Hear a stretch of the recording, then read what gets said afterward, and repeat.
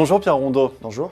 Vous êtes doctorant en économie à l'université Paris 1 Panthéon-Sorbonne et vous avez assuré la traduction de ce livre, L'économie expliquée par le foot, de l'économiste à la London School of Economics Ignacio Palacios Huerta. Le livre est paru aux éditions De Book. Alors l'idée de ce livre, c'est d'enrichir la connaissance économique à partir des ressources du foot qui permettent finalement certaines vérifications empiriques. C'est très intéressant. Par exemple, l'exercice du tir au but permet de vérifier le théorème du minimax, ce que l'économiste John von Neumann, qui est le père de la théorie moderne des jeux, n'avait pas réussi à faire. Exactement. En gros, on a la théorie d'un côté et la réalité empirique de l'autre. Dans toute la théorie économique, dans toute l'histoire de la science économique, on a à chaque fois posé des hypothèses théoriques sans forcément vérifier leur véracité empirique. On se disait c'est acté, c'est entendu, le théorème du minimax, la rationalité absolue des agents, leur parfaite adaptabilité, c'est vraiment, voilà, on considère que c'est acté par hypothèse.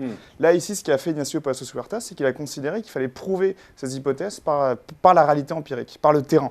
Finalement, le terrain, c'est le football. Donc, il a récupéré toutes les données du football, toutes les séances de penalty. Il en a analysé plus de 11 000 entre 1995 et 2015.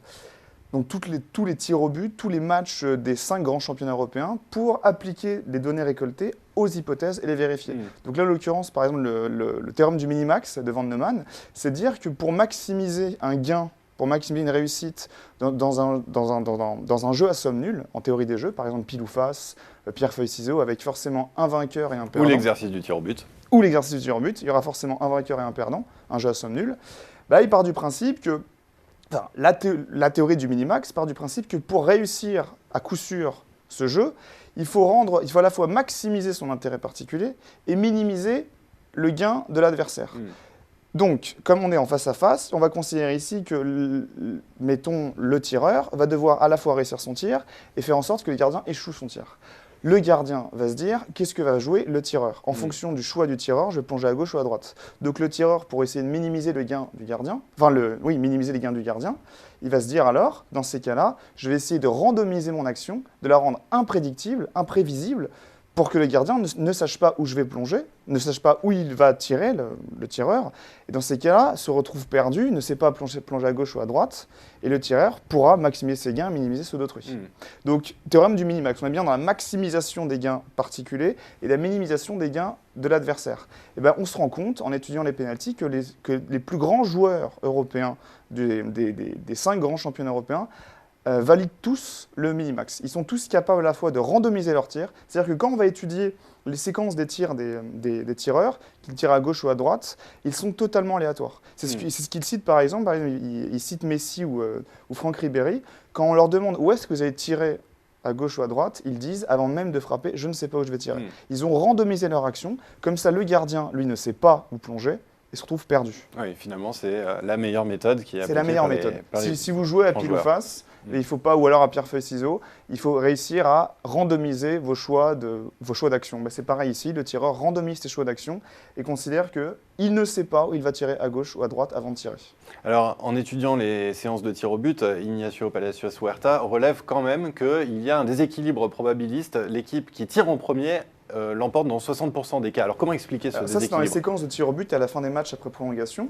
D'abord, il y a un toss, on appelle un toss. On tire à pile ou face qui va choisir ou pas de tirer en premier.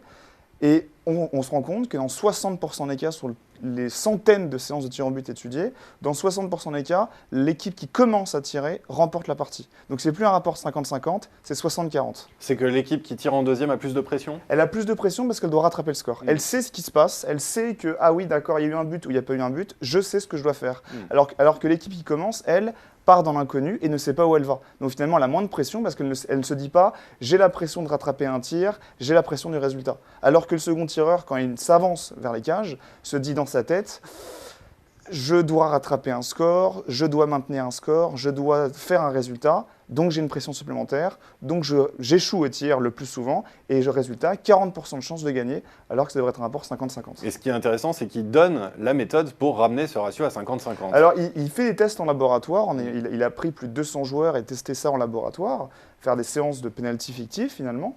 Il a appliqué la première méthode qu'on a déjà dans le football, A, B, A, B, A, B. La méthode adaptée au tennis, où là au tennis pendant le tie-break c'est A, B, B, A, B, B, A. Et ensuite une méthode, une fréquence mathématique qu'on appelle PTM, où là c'est A, B, B, A, B, A, B. Et cette méthode-là précisément remet les fréquences à 50-50, remet l'ordre finalement des tireurs à 50% de chance, 50% de chance. Cette fréquence, ce projet a été soumis à la FIFA en 2014, et donc c'est encore en discussion actuellement, mais avec ça, on pourrait véritablement avoir une égalisation des rapports et que tout le monde ait les mêmes chances finalement. Alors, il y a un autre point qui est intéressant dans ce livre. Il étudie les conséquences, les effets de la victoire à 3 points. Je rappelle qu'en 1995, on est passé d'une victoire de 2 à 3 points. L'objectif, c'était de favoriser le jeu offensif. Et par vérification empirique, il s'aperçoit que finalement, ça n'a pas fonctionné. Et sa démonstration permet de vérifier les effets pervers des incitations extrinsèques en théorie de l'agence. Je le lis pour ne pas me tromper. Si vous voulez, en théorie économique, on va considérer que pour maximiser la productivité marginale de l'agent, il faut lui, comme une carotte, il faut lui inciter, il faut l'inciter à travers une augmentation du salaire, le salaire d'efficience, une augmentation des gains, une augmentation des incitations intrinsèques ou extrinsèques.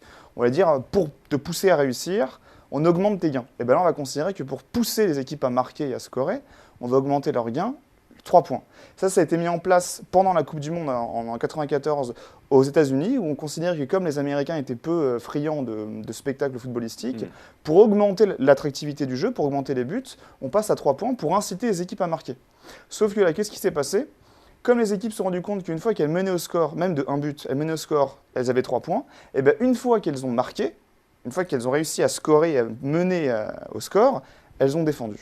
Et elles ont arrêté le jeu offensif. Et on constate qu'après 95, une fois que l'équipe mène de 1 but, le nombre de défenseurs utilisés augmente et le nombre d'attaquants utilisés diminue. Résultat, le jeu en pâtit puisqu'on se trouve avec un jeu ultra défensif pour maintenir le score. Et on a une augmentation des matchs qui se terminent par un but d'écart.